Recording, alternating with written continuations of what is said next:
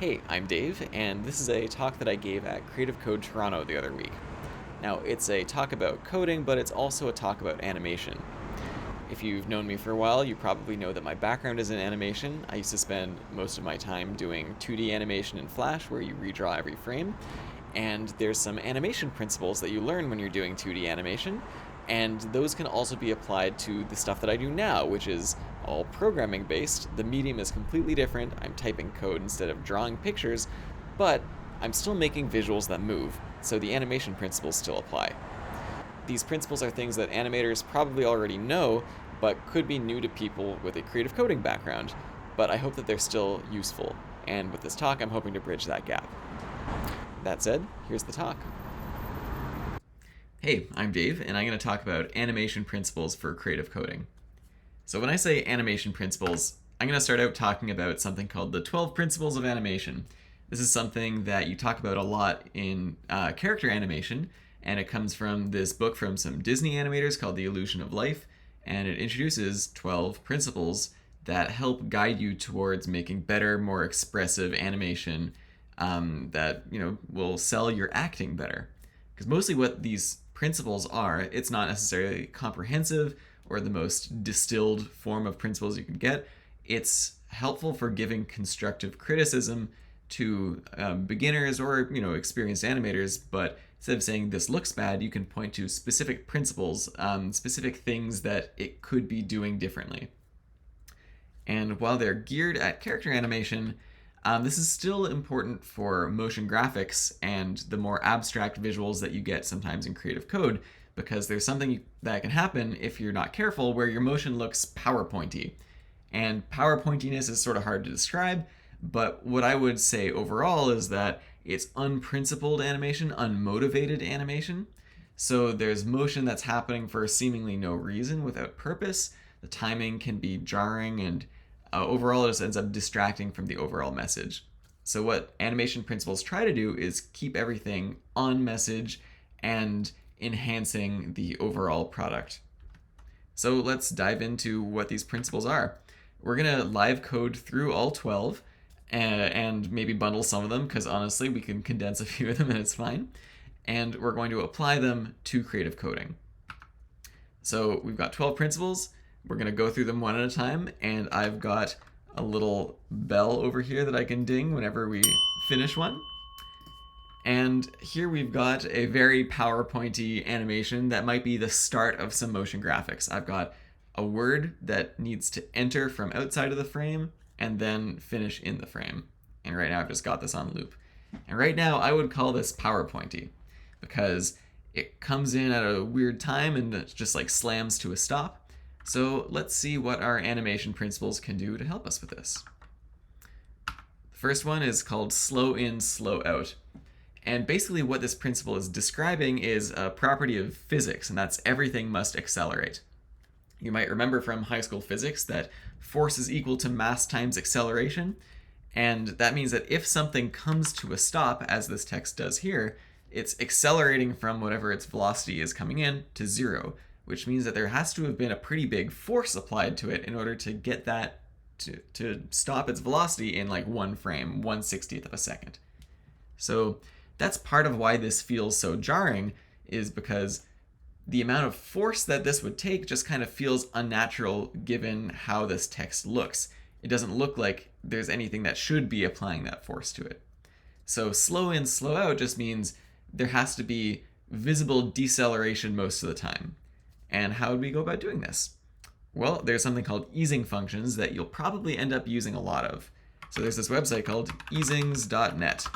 And it's got a bunch of different easing functions and the code for it in various forms like CSS and also just like the math. And they have a bunch of little graphs. So how you read this is the x-axis is time and the y-axis is progress. How far through its motion is it?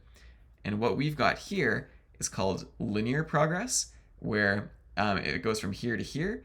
It goes in a straight line with constant velocity. What we want to do is have a slow in and a slow out.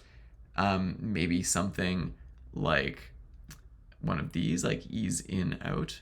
You've got like a cubic one over here. And And over here you can see it starts with 0 velocity before ramping up, so then it goes faster, and then it slows down again at the end.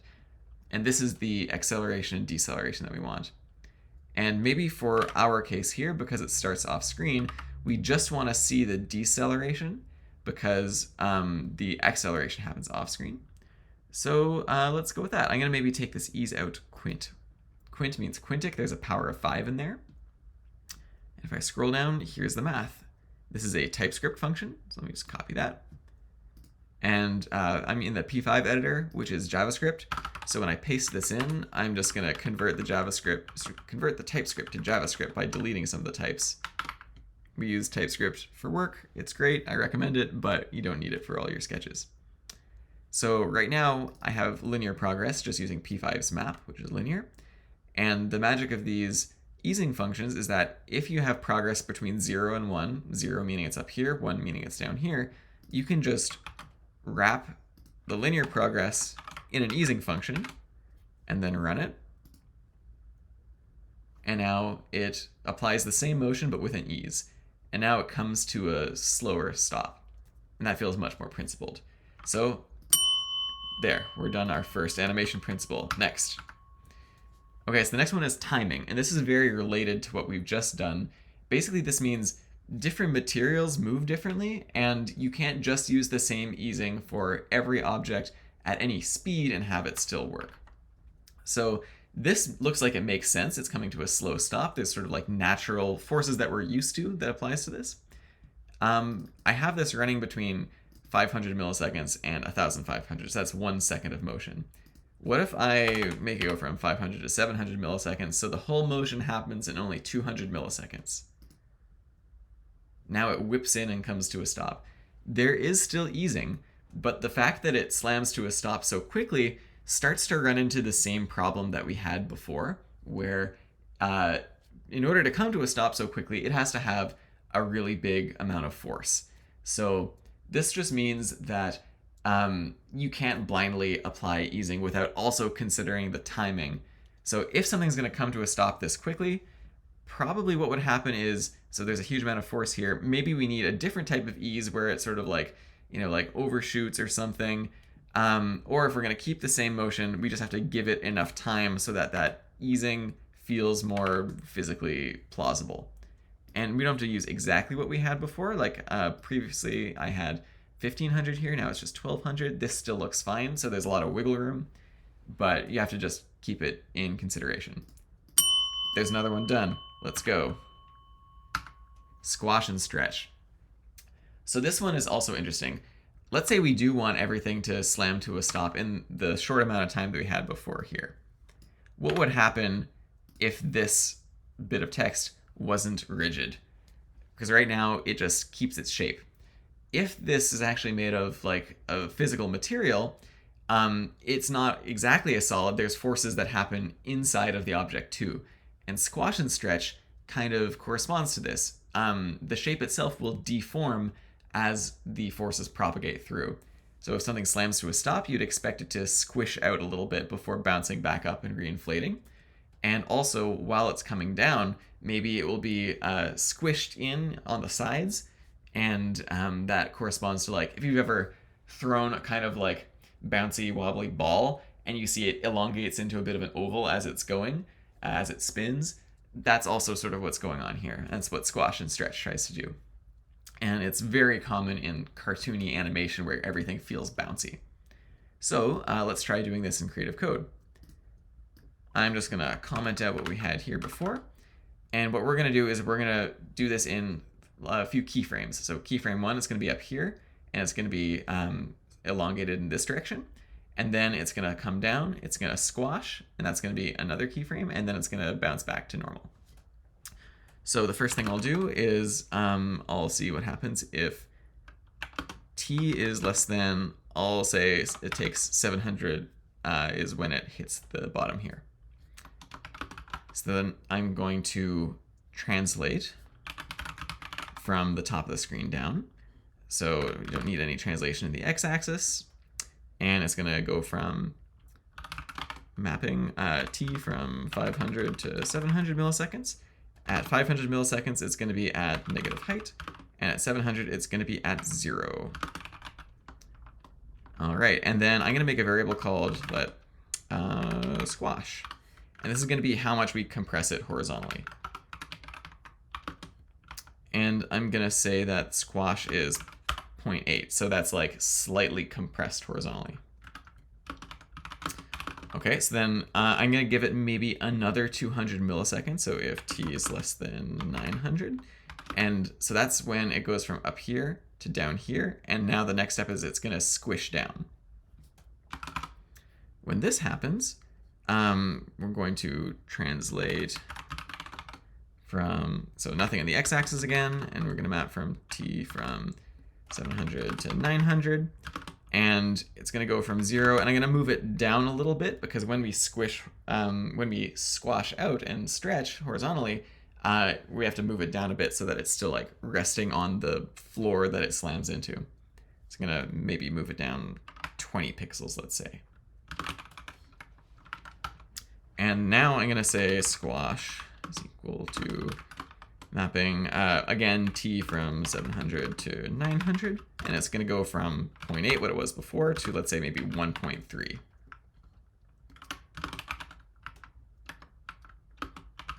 And then finally, it's going to bounce back. So I'm going to translate 0 again. And I'm going to, let's say, give it another 200 milliseconds. So 1100 is where it'll end. And it'll go from 20 pixels down back up to 0. And I'm going to use a similar mapping for the squash, where we're going to go from 900 to 1100. Previously, we were at 1.3 as our squash, and then we're going to go back up to 1. So right now, I'm only doing the translation, and let's see what that looks like. So it kind of goes down, bounces up, and that's because we haven't applied the squash. Let's apply that. So I'm going to use it as the scale in the x-axis. I'm going to do 1 over squash for the scale in the y-axis.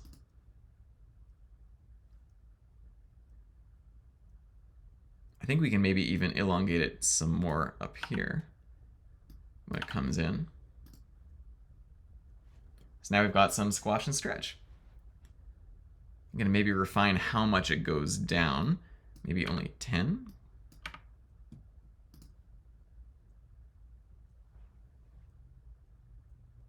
And I think we can make the bounce happen a little faster. Maybe instead of going 200 milliseconds for each keyframe, I'll just give it 100 milliseconds. Just to refine the timing a bit.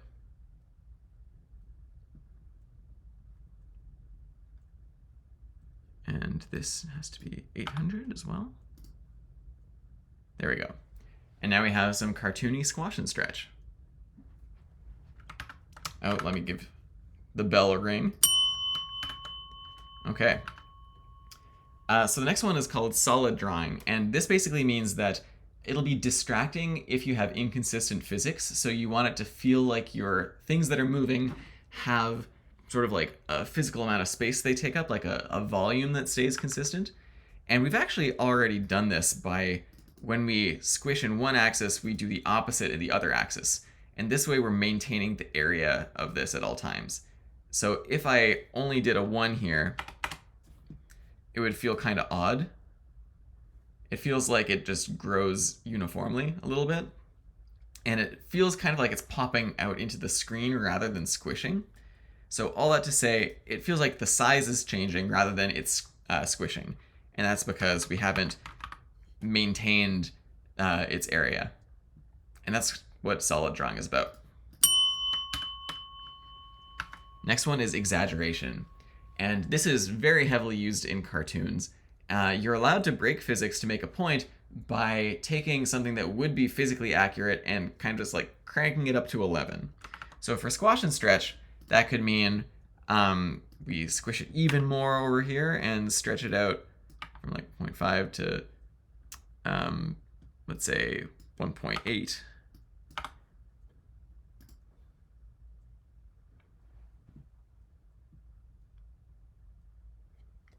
And this could be a tool that you have at your disposal. This doesn't work for every style. It's definitely something that is used mostly in cartoons because we want to make every character feel like they belong to the same universe, and one way to unify them all is to give them all this consistent exaggerated physics. The exaggeration helps with the acting, but again, pick it for your project as it fits. Next, we've got follow through and overlapping action. So we've talked about how with squash and stretch, your object might not be completely rigid all the way through, and there's some internal forces. Another thing that happens when you've got internal forces is your object can be made of multiple parts. So when we talk about follow through and overlapping action in character animation, that means like maybe if your character is walking and then they come to a sudden stop, like I've got arms that are attached to my body via a joint. And so if my body stops suddenly, my arm might still fling forward a little bit and then come back. So that's the follow through and overlapping action happening. So in our case, maybe what we'll do is we'll pretend that this text isn't just one object, but it's actually a bunch of letters connected by springs, kinda. And so then what would happen? The letters would move sort of independently, and maybe instead of moving the text down all at once, we can consider like pulling the A at the beginning down, and then all the letters after that follow. So what I'm going to try to do is, I'll just uncomment what we had before, and rather than drawing this all at once, we're going to draw it by letter. So in order to do that, I've got a little bit of boilerplate that I need to write. First, I'm going to get the letters by just splitting the string. And then I need to know how much space each one takes up. So I'm going to map the letters to their widths.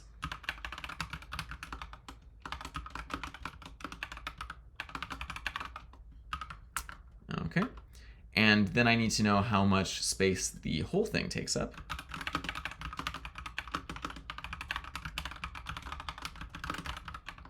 By just summing all of the widths.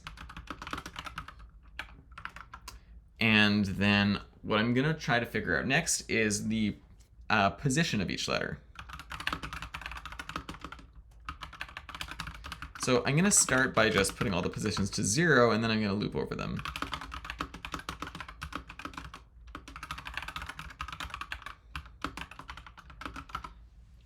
And I'm actually going to first start at 1. So I'm going to call the A's position 0, and the next one will be the previous one plus the width of that character. So I'm going to say positions I is equal to the previous one, and that's why I am starting at 1, plus widths I minus 1. And then I am going to loop over all of them again, from 0 this time.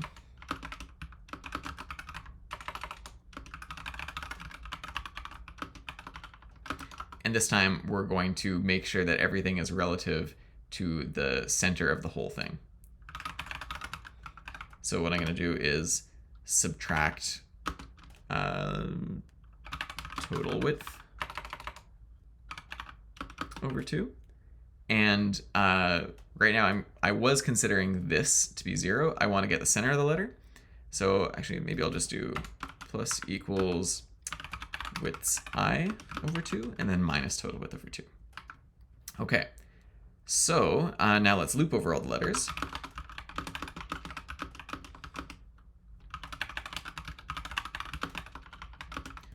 And then what I'll do is translate first only in the x-axis. And let me put a push and pop for each one. I'm going to translate positions I, and we can use the same y-axis animation here, and we'll get the current letter.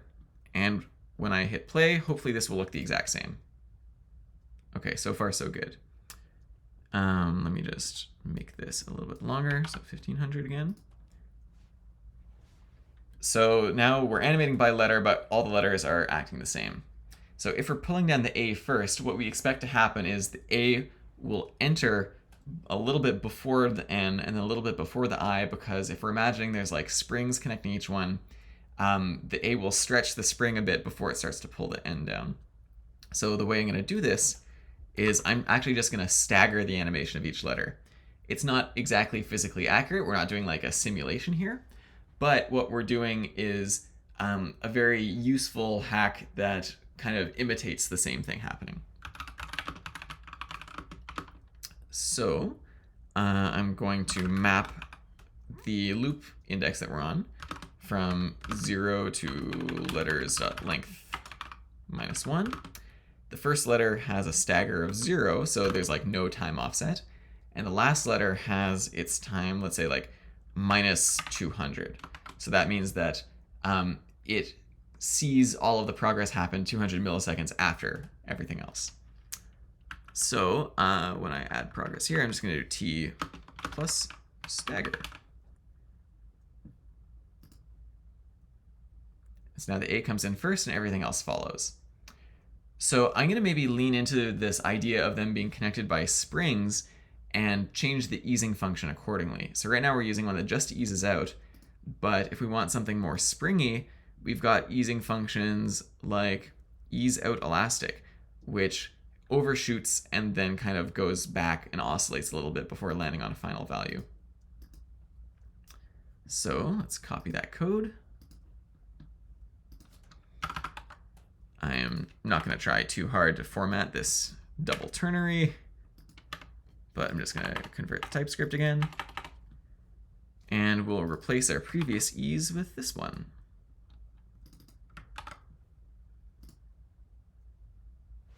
Cool. So now we've got a nice stagger, and it feels like there's some overshoot for sure with the springiness and overlapping action as the A finishes and the other letters are still coming in. I say that qualifies us for a ding. All right, next. Anticipation. So this one is kind of related to all the physical motivations that we had before. Unless you've got something like a grasshopper where it's storing a bunch of kinetic energy in its legs just waiting to let go and go flying off, it feels weird if something just sort of takes off without any anticipation. And aside from the physical accuracy, we want to make sure that your eyes are like looking when important things happen. So let's say instead of doing something like this, where it's an entrance animation, it comes from off screen and then lands in the middle, we want to do an exit animation. So I'm just going to flip where it starts and ends. So it's going to start on the screen and then it's going to end above the screen. So this looks kind of weird. This looks like the grasshopper flying off kind of scenario, which maybe could be what you want, but isn't necessarily what you want. And it just happens suddenly. Maybe I want to make sure you're looking when that happens. Anticipation could be like if you're throwing a baseball, you don't just like suddenly project the ball out forwards. You have to wind up first before the pitch. And that as an audience helps you know like, okay, something else is going to happen. Keeps you on the edge of your seat a little bit. There is an easing function for that. You want one that undershoots before it starts going. So this ease in, out, back is sort of like that, where before it starts making progress, it actually makes a bit of negative progress. So again, we will copy the code, paste it in,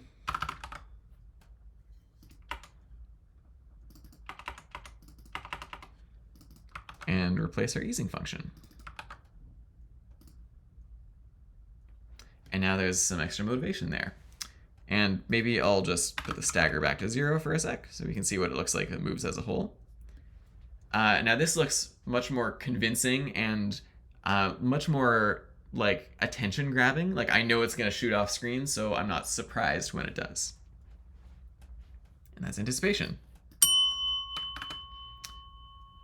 Next one is secondary action. So this one is slightly physically motivated too, partially because in real life things aren't normally just doing one motion at a time. There's like other things that are moving just because keeping perfectly still is hard. But also this kind of just like works on like human appeal.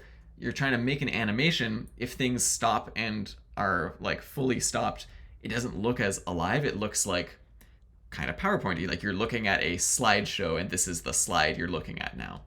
So secondary action helps with that. You just have other things going on so that it doesn't feel like transition, now we're on this slide, and then transition, now we're on this slide. So I'm going to maybe revert this to an entrance animation again from negative height to 0. And maybe I will even put back in the stagger. And maybe I will also put back in the elastic animation. So we've got this entrance animation, and we're going to put on top of it a continuous animation and maybe have the letters like kind of wobble around in place just a little bit. So on top of this translate, I'm going to do another one. And I'm going to use a noise function to just make the letters wobble. So I'm going to pass in as an input to noise. It's kind of like the noise seed almost that should change over time. So I'm going to pass in t times, let's say, 0.0001. We'll see how that looks. And 0, and we're going to map that from 0 to 1 is the range of noise. And let's say I'm going to map it from negative 20 pixels to 20 pixels. So that's in the x-axis, and in the y-axis, I'm going to use this like other input for noise to be like 1,000. So we're just like in a different noise space for the other axis. And let's see what that looks like. Oh, I got a syntax error. This always happens where we have got to check our brackets carefully, and I think I've got an extra bracket. Okay, so this is moving really slowly. Let's take out one of these zeros. Okay, so now we can see it wobbling here. I'm also going to increase the length of the loop so that we can see it for a bit longer. Maybe I'll also give it some more space to work in, so make the effect of the noise bigger. And actually, we can use our stagger too. So I'm going to add in and stagger times, I'm going to maybe use a different multiplier, 0.01 only, just to see what the effect is. I'll do the same over here. So this will mean the letters sort of have an offset from each other. Maybe I'll divide that by 2.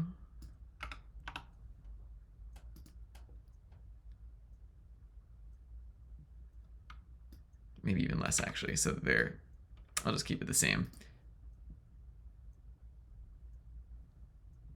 So right now it feels a little jittery, and that's because noise works by stacking different levels of like smooth randomness. And the more levels it stacks at smaller and smaller scales, the more sort of like rough detail there is.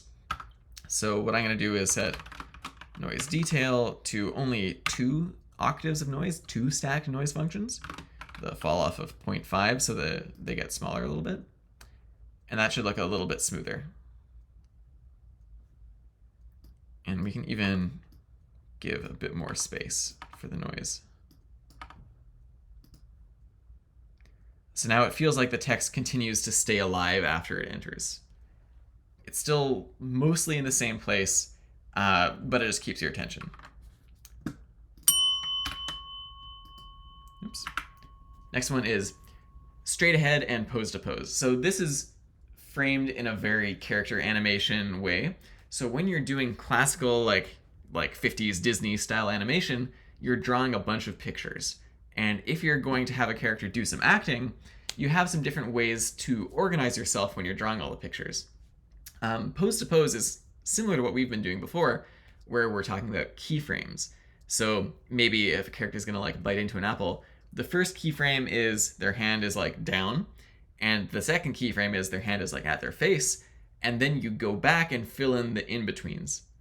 Straight ahead, on the other hand, is where you just start from the beginning, and then it just evolves going forward in time. So you start with your apple hand down, and then you draw the next frame where it's up a little bit. You draw the next frame where it's up a little bit more. You draw the next frame where it's up a little bit more, etc.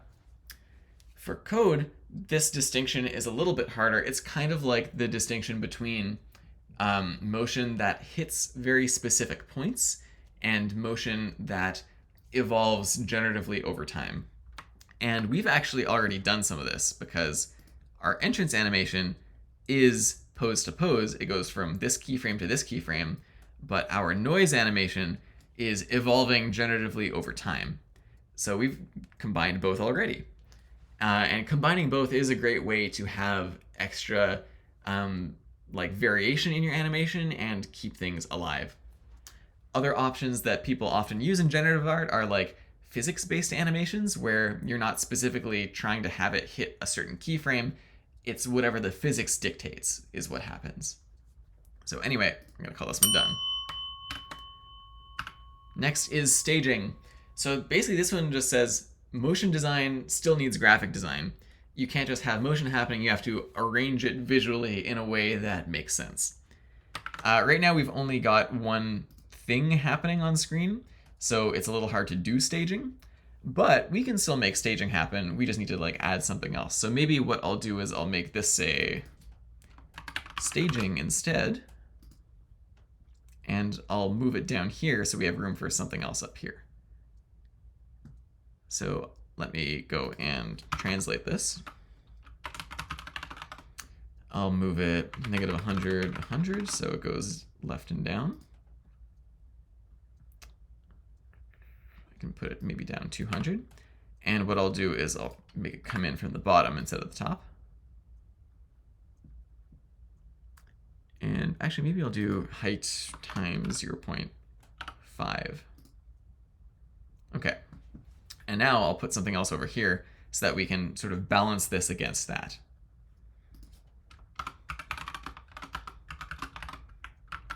Maybe I'm going to have the word animation in big, and I'll have it moving across the screen. So over here, I'll do text size, maybe like 100. We'll see how big that is, 120. And I'm going to translate it over to here a little bit. I'll maybe move it over 100, negative 100, and we'll see. So to the right and up.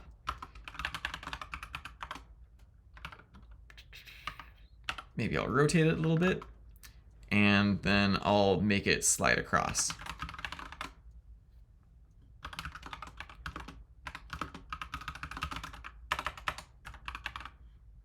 So I'll maybe give it like a 100 to 100 range of motion.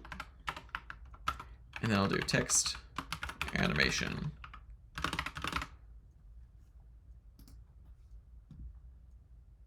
Okay, so I think we can actually make this bigger, maybe like 150. I'll make it move some more.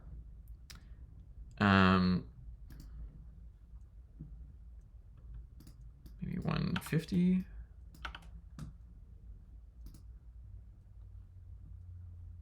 I think we can actually make it move even more here.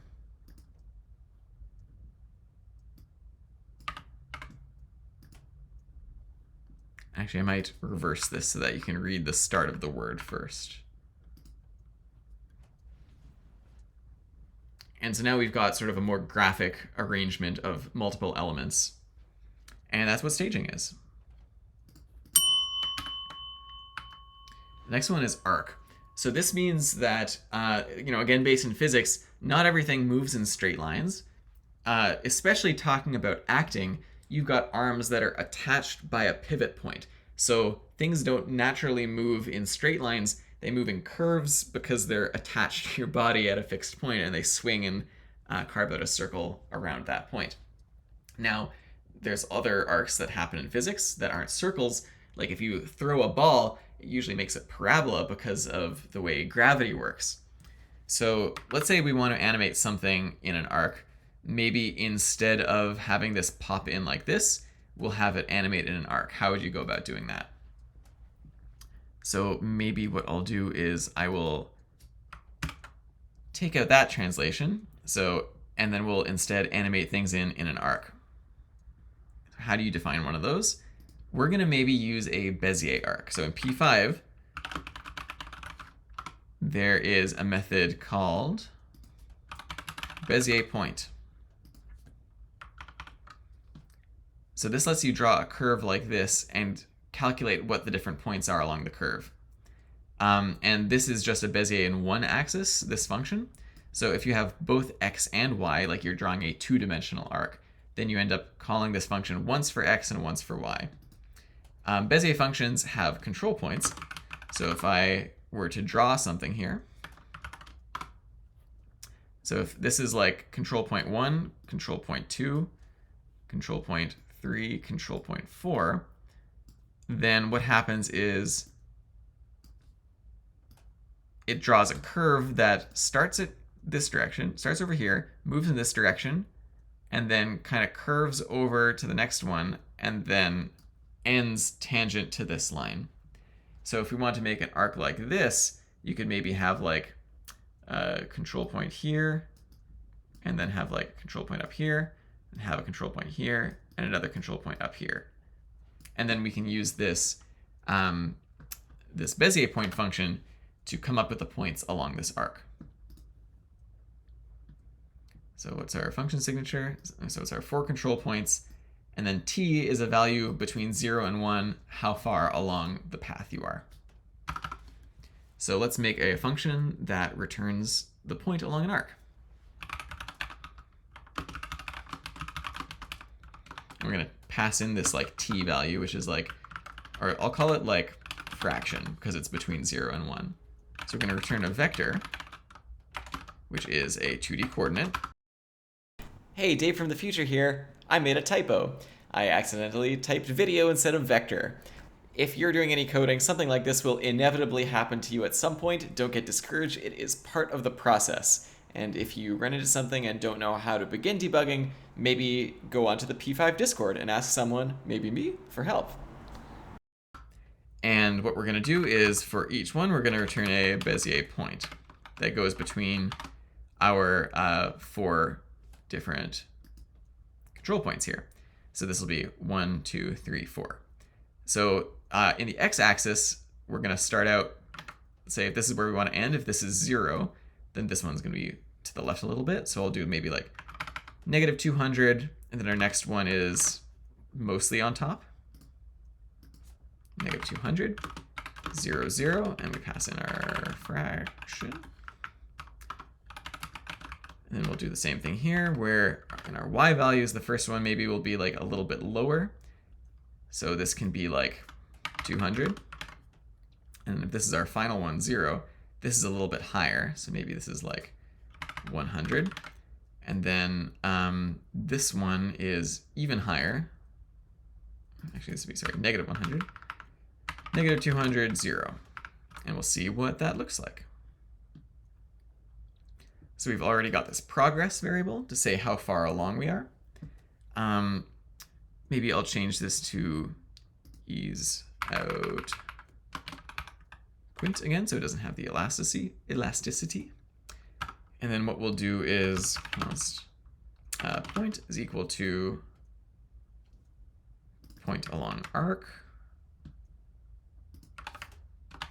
progress. And then we'll just translate point.x, point.y. All right. Symbol.iterator is not a function. What do we got here? Create video. Oh, did I use create video instead of create vector? Aha. Autocomplete got me. Oh yes, this is because I forgot to pass in a fraction. Cool. So now it comes in a bit of an arc. And it looks like we've got maybe like too much stagger. I'm gonna say maybe I'll make stagger 0 for now, so that we can actually see what the arc is. And now it kind of comes in like this.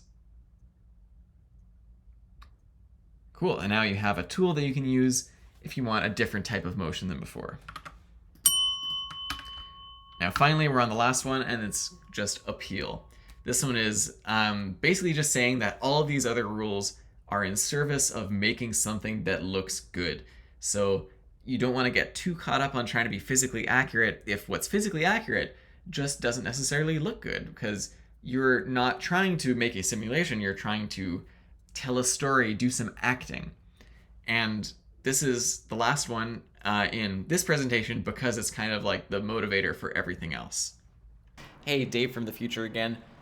There's some other stuff that we could talk about when it comes to appeal.